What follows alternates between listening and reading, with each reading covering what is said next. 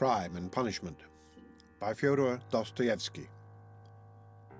Part 2, Chapter 2. And what if there has been a search already? What if I find them in my room? But here was his room. Nothing and no one in it. No one had peeped in. Even Nastasia had not touched it. But heavens, how could he have left all those things in the hole? He rushed to the corner, slipped his hands under the paper, pulled the things out, and lined his pockets with them. There were 8 articles in all, 2 little boxes with earrings or something of the sort he hardly looked to see, then 4 small leather cases. There was a chain, too, merely wrapped in newspaper, and something else in newspaper that looked like a decoration. He put them all in the different pockets of his overcoat, and the remaining pocket of his trousers, trying to conceal them as much as possible. He took the purse, too. Then he went out of his room, leaving the door open. He walked quickly and resolutely, and though he felt shattered, he had his senses about him. He was afraid of pursuit. He was afraid that in another half hour, another quarter of an hour perhaps, instructions would be issued for his pursuit, and so at all costs he must hide all traces before then. He must clear everything up while he still had some strength, some reasoning power left him. Where was he to go? That had long been settled. Fling them into the canal, and all traces hid in the water. The thing would be at an end. So he had decided in the night of his delirium, when several times he had had the impulse to get up and go away to make haste and get rid of it all. But to get rid of it turned out to be a very difficult task. He wandered along the bank of the Ekaterininsky Canal for half an hour or more, and looked several times at the steps running down to the water. But he could not think of carrying out his plan. Either rafts stood at the step's edge, and women were washing clothes on them, or boats were moored there, and people were swarming everywhere. Moreover, he could be seen and noticed from the banks on all sides. It would look suspicious for a man to go down on purpose, stop and throw something into the water. And what if the boxes were to float instead of sinking? And of course they would. Even as it was, everyone he met seemed to stare and look round, as if they had nothing to do but to watch him. Why is it? Or can it be my fancy? He thought. At last the thought struck him that it might be better to go to the Neva. There were not so many people there. He would be less observed, and it would be more convenient in every way. Above all, it was further off. He wondered how he could have been wandering for a good half hour, worried and anxious in this dangerous past without thinking of it before. And that half hour he had lost over an irrational plan simply because he had thought of it in delirium. He had become extremely absent and forgetful, and he was aware of it. He certainly must make haste. He walked towards the Neva along the Prospect, but on the way another idea struck him. Why go to the Neva? Would it not be better to go somewhere far off, to the islands again, and there hide the things in some solitary place, in the wood or under a bush, and mark the spot perhaps? And though he felt incapable of clear judgment, the idea seemed to him a sound one. But he was not destined to go there, for coming out of V Prospect towards the square, he saw on the left a passage leading between 2 blank walls to a courtyard. On the right hand, the blank unwhitewashed wall of a 4-storied house stretched far into the court. On the left, a wooden hoarding ran parallel with it for 20 paces into the court, and then turned sharply to the left. Here was a deserted, fenced-off place where rubbish of different sorts was lying. At the end of the court, the corner of a low, smutty stone shed, apparently part of some workshop, peeped from behind the hoarding. It was probably a carriage builder's or a carpenter's shed. The whole place from the entrance was black with coal dust. Here would be the place to throw it, he thought. Not seeing anyone in the yard, he slipped in and at once saw near the gate a sink, such as is often put in yards where there are many workmen or cab drivers, and on the hoarding above had been scribbled in chalk the time-honored witticism, "Standing here, strictly forbidden." This was all the better, for there would be nothing suspicious about his going in. Here I could throw it all in a heap and get away. Looking round once more, with his hand already in his pocket, he noticed against the outer wall, between the entrance and the sink, a big, unhewn stone, weighing perhaps 60 pounds. The other side of the wall was the street. He could hear passers-by, always numerous in that part, but he could not be seen from the entrance unless someone came in from the street, which might well happen indeed, so there was need of haste. He bent down over the stone, seized the top of it firmly in both hands, and using all his strength, turned it over. Under the stone was a small hollow in the ground, and he immediately emptied his pocket into it. The purse lay at the top, and yet the hollow was not filled up. Then he seized the stone again, and with one twist turned it back so that it was in the same position again, though it stood a very little higher. But he scraped the earth about it and pressed it at the edges with his foot. Nothing could be noticed. Then he went out and turned into the square. Again, an intense, almost unbearable joy overwhelmed him for an instant as it had in the police office. I have buried my tracks, and who can think of looking under that stone?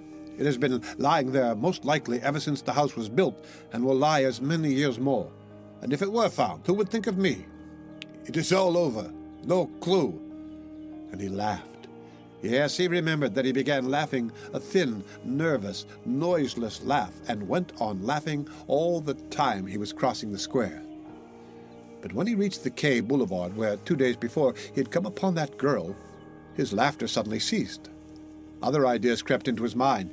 He felt all at once that it would be loathsome to pass that seat on which, after the girl was gone, he had sat and pondered, and that it would be hateful, too, to meet that whiskered policeman to whom he had given the 20 kopecks. Damn him! He walked, looking about him angrily and distractedly. All his ideas now seemed to be circling around some single point, and he felt that there really was such a point, and that now he was left facing that point, and for the first time indeed during the last 2 months. Damn it all, he thought suddenly in a fit of ungovernable fury. If it has begun, then it has begun. Hang the new life.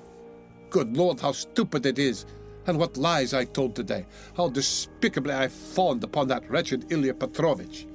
But that is all folly. What do I care for them all, and my fawning upon them? It is not that at all. It is not that at all. Suddenly he stopped. A new, utterly unexpected, and exceedingly simple question perplexed and bitterly confounded him. If it all has really been done deliberately and not idiotically, if I really had a certain and definite object, how is it I did not even glance into the purse and don't know what I had there, for which I have undergone these agonies, and have deliberately undertaken this base, filthy, degrading business? And here I wanted at once to throw into the water the purse, together with all the things which I had not seen either. How is that? Yes, that was so. That was all so. Yet he had known it all before, and it was not a new question for him, even when it was decided in the night, without hesitation and consideration. As though so it must be, as though it could not possibly be otherwise, yet he had known it all, and understood it all. It surely had all been settled even yesterday, at the moment when he was bending over the box and pulling the jewel cases out of it. Yes, so it was. It is because I am very ill, he decided grimly at last. I have been worrying and fretting myself, and I don't know what I am doing. Yesterday, and the day before yesterday, and all this time I have been worrying myself. I shall get well, and I shall not worry. But what if I don't get well at all? Good God, how sick I am of it all! He walked on without resting. He had a terrible longing for some distraction, but he did not know what to do, what to attempt. A new, overwhelming sensation was gaining more and more mastery over him every moment. This was an immeasurable, almost physical repulsion for everything surrounding him, an obstinate, malignant feeling of hatred. All who met him were loathsome to him. He loathed their faces, their movements, their gestures. If anyone had addressed him, he felt that he might have spat at him or bitten him. He stopped suddenly on coming out on the bank of the Little Neva, near the bridge to Vasilyevsky Ostrov. Why, he lives here, in that house, he thought. Why, I have not come to Razumihin of my own accord. Here, it's the same thing over again. Very interesting to know, though. Have I come on purpose, or have I simply walked here by chance? Never mind. I said the day before yesterday that I would go and see him the day after. Well, and so I will. Besides, I really cannot go further now. He went up to Razumihin's room on the 5th floor. The latter was at home in his garret, busily writing at the moment, and he opened the door himself. It was 4 months since they had seen each other. Razumihin was sitting in a ragged dressing gown, with slippers on his bare feet, unkempt, unshaven, and unwashed. His face showed surprise. "Is it you?" he cried. He looked his comrade up and down. Then, after a brief pause, he whistled. "As hard up as all that? Why, brother, you've cut me out," he added, looking at Raskolnikov's rags. "Come, sit down. You're tired, I'll be bound." And when he had sunk down on the American leather sofa, which was in even worse condition than his own, Razumihin saw at once that his visitor was ill. "Why, you're seriously ill. Do you know that?" He began feeling his pulse. Raskolnikov pulled away his hand. "Never mind," he said. "I have come for this. I have no lessons. I wanted... But I don't really want lessons." "But I say, you're delirious, you know," Razumihin observed, watching him carefully. "No, I am not." Raskolnikov got up from the sofa. As he had mounted the stairs to Razumihin's, he had not realized that he would be meeting his friend face to face. Now, in a flash, he knew that what he was least of all disposed for at that moment was to be face to face with anyone in the wide world. His spleen rose within him. He almost choked with rage at himself as soon as he crossed Razumihin's threshold. "Goodbye," he said abruptly, and walked to the door. Stop, you queer fish." "I don't want to," said the other again, pulling away his hand. "Then why the devil have you come? Are you mad or what? Why, this is almost insulting. I won't let you go like that." "Well, then, I came to you because I know no one but you who could help, to begin. Because you're kinder than anyone. Cleverer, I mean, and can judge, and now I see that I want nothing. Do you hear? Nothing at all. No one's services, no one's sympathy. I am by myself, alone. Come, that's enough. Leave me alone." "Stay a minute, you sweep. You are a perfect madman. As you like, for all I care. I have no lessons, you see, and I don't care about that. But there's a bookseller, Ruvimov, and he takes the place of a lesson. I would not exchange him for 5 lessons. He's doing publishing of a kind and issuing natural science manuals, and what a circulation they have. The very titles are worth the money. You always maintained that I was a fool, but by Jove, my boy, there are greater fools than I am. Now, he is setting up for being advanced. Not that he has an inkling of anything, but, of course, I encourage him. Here are 2 signatures of the German text, in my opinion, the crudest charlatanism. It discusses the question, is woman a human being? And, of course, triumphantly proves that she is. Ruvimov is going to bring out this work as a contribution to the woman question. I am translating it. He will expand these 2.5 signatures into 6. We shall make up a gorgeous title, half a page long, and bring it out at half a ruble. It will do. He pays me 6 rubles the signature. It works out to about 15 rubles for the job, and I've had 6 already in advance. When we have finished this, we're going to begin a translation about whales, and then some of the dullest scandals out of the second part of Les Confessions we have marked for translation. Somebody has told Ruvimov that Rousseau was a kind of Radashev. You may be sure I don't contradict him, hang him. Well, would you like to do the second signature of Is Woman a Human Being? If you would, take the German and pens and paper. All those are provided, and take 3 rubles, for as I have had 6 rubles in advance on the whole thing, 3 rubles come to you for your share. And when you have finished the signature, there will be another 3 rubles for you. And please, don't think I am doing you a service. Quite the contrary. As soon as you came in, I saw how you could help me to begin with.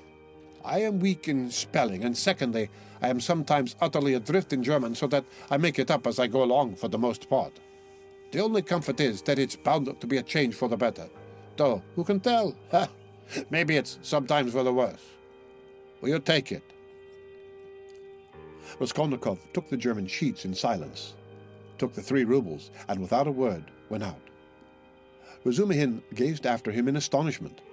But when Raskolnikov was in the next street, he turned back, mounted the stairs to Razumihin's again, and laying on the table the German article and the 3 rubles, went out again, still without uttering a word. "Are you raving or what?" Razumihin shouted, roused to fury at last. "What farce is this? You drive me crazy too. What did you come to see me for, damn you?" "I don't want translation," muttered Raskolnikov from the stairs. "Then what the devil do you want?" shouted Razumihin from above. Raskolnikov continued descending the staircase in silence. "Hey there! Where are you living?" No answer.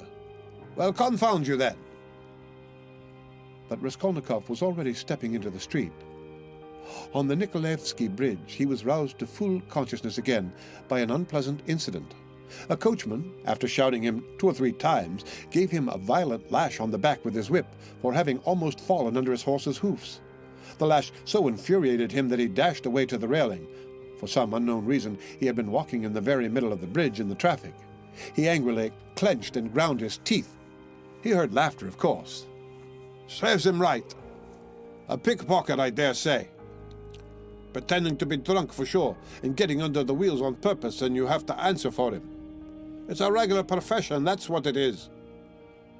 But while he stood at the railing, still looking angry and bewildered after the retreating carriage and rubbing his back, he suddenly felt someone thrust money into his hand. He looked. It was an elderly woman in a kerchief and goatskin shoes, with a girl, probably her daughter, wearing a hat and carrying a green parasol. "Take it, my good man, in Christ's name." He took it, and they passed on. It was a piece of 20 kopecks. From his dress and appearance, they might well have taken him for a beggar asking alms in the streets, and the gift of the 20 kopecks he doubtless owed to the blow which made them feel sorry for him. He closed his hand on the 20 kopecks, walked on for 10 paces, and turned facing the Neva, looking towards the palace. The sky was without a cloud, and the water was almost bright blue, which is so rare in the Neva. The cupola of the cathedral, which is seen at its best from the bridge about 20 paces from the chapel, glittered in the sunlight, and in the pure air every ornament on it could be clearly distinguished. The pain from the lash went off, and Raskolnikov forgot about it. One uneasy and not quite definite idea occupied him now completely. He stood still and gazed long and intently into the distance. This spot was especially familiar to him. When he was attending the university, he had hundreds of times, generally on his way home, stood still on this spot, gazed at this truly magnificent spectacle, and almost always marveled at a vague and mysterious emotion it roused in him. It left him strangely cold. This gorgeous picture was for him blank and lifeless. He wondered every time at his somber and enigmatic impression, and mistrusting himself, put off finding the explanation of it. He vividly recalled those old doubts and perplexities, and it seemed to him that it was no more chance than he recalled them now. It struck him as strange and grotesque that he should have stopped at the same spot as before, as though he actually imagined he could think the same thoughts, be interested in the same theories and pictures that had interested him so short a time ago. He felt it almost amusing, and yet it wrung his heart. Deep down, hidden far away, out of sight, all that seemed to him now, all his old past, his old thoughts, his old problems and theories, his old impressions, and that picture and himself, and all. He felt as though he were flying upwards, and everything were vanishing from his sight. Making an unconscious movement with his hand, he suddenly became aware of the piece of money in his fist. He opened his hand, stared at the coin, and with a sweep of his arm flung it into the water. Then he turned and went home. It seemed to him he had cut himself off from everyone and from everything at that moment. Evening was coming on when he reached home, so that he must have been walking about 6 hours. How and where he came back he did not remember. Undressing and quivering like an overdriven horse, he lay down on the sofa, drew his greatcoat over him, and at once sank into oblivion. It was dusk when he was waked up by a fearful scream. Good God, what a scream! Such unnatural sounds, such howling, wailing, grinding, tears, blows, and curses he had never heard. He could never have imagined such brutality, such frenzy. In terror, he sat up in bed, almost swooning with agony. But the fighting, wailing, and cursing grew louder and louder, and then, to his intense amazement, he caught the voice of his landlady. She was howling, shrieking, and wailing, rapidly, hurriedly, incoherently, so that he could not make out what she was talking about. She was beseeching, no doubt, not to be beaten, for she was being mercilessly beaten on the stairs. The voice of her assailant was so horrible from spite and rage that it was almost a croak. But he, too, was saying something, and just as quickly and indistinctly, hurrying and spluttering. All at once, Raskolnikov trembled. He recognized the voice. It was the voice of Ilya Petrovitch. Ilya Petrovitch, here and beating the landlady. He is kicking her, banging her head against the steps. That's clear. That can be told from the sounds, from the cries and the thuds. How is it? Is the world topsy-turvy? He could hear people running in crowds from all the stories and all the staircases. He heard voices, exclamations, knocking, doors banging. But why, and how could it be? He repeated, thinking seriously that he had gone mad. But no, he heard too distinctly. And they would come to him then next, for no doubt it's all about that, about yesterday. Good God! He would have fastened his door with the latch, but he could not lift his hand. Besides, it would be useless. Terror gripped his heart like ice, tortured him and numbed him. But at last, all this uproar, after continuing about 10 minutes, began gradually to subside. The landlady was moaning and groaning. Ilya Petrovitch was still uttering threats and curses, but at last he, too, seemed to be silent, and now he could not be heard. Can he have gone away? Good Lord! Yes. And now the landlady is going too, still weeping and moaning, and then her door slammed. Now the crowd was going from the stairs to their rooms, exclaiming, disputing, calling to one another, raising their voices to a shout, dropping them to a whisper. There must have been numbers of them, almost all the inmates of the block. But good God, how could it be? And why? Why had he come here? Raskolnikov sank worn out on the sofa, but could not close his eyes. He lay for half an hour in such anguish, such an intolerable sensation of infinite terror as he had never experienced before. Suddenly, a bright light flashed into his room. Nastasia came in with a candle and a plate of soup. Looking at him carefully and ascertaining that he was not asleep, she set the candle on the table and began to lay out what she had brought: bread, salt, a plate, a spoon. You've eaten nothing since yesterday, I warrant. You've been trudging about all day, and you're shaking with fever. Nastasia, what were they beating the landlady for? She looked intently at him. Who beat the landlady? Just now, half an hour ago. Ilya Petrovitch, the assistant superintendent on the stairs. Why was he ill-treating her like that? And why was he here? Nastasia scrutinized him, silent and frowning, and her scrutiny lasted a long time. He felt uneasy, even frightened at her searching eyes. Nastasia, why don't you speak? He said timidly, at last in a weak voice. It's the blood, she answered at last, softly, as though speaking to herself. Blood? What blood?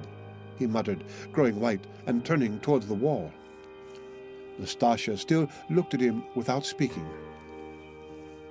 Nobody has been beating the landlady, she declared at last in a firm, resolute voice. He gazed at her, hardly able to breathe. I heard it myself. I was not asleep. I was sitting up, he said, still more timidly. I listened a long while. The assistant superintendent came. Everyone ran out on the stairs from all the flats. No one has been here. That's the blood crying in your ears. When there's no outlet for it and it gets clotted, you begin fancying things. Will you eat something? He made no answer. Nastasia still stood over him, watching him. Give me something to drink, Nastasia. She went downstairs and returned with a white earthenware jug of water. He remembered only swallowing one sip of the cold water and spilling some on his neck. Then followed forgetfulness. The end of Part 2, Chapter 2 of Crime and Punishment by Fyodor Dostoyevsky. Read by Rick Kishner.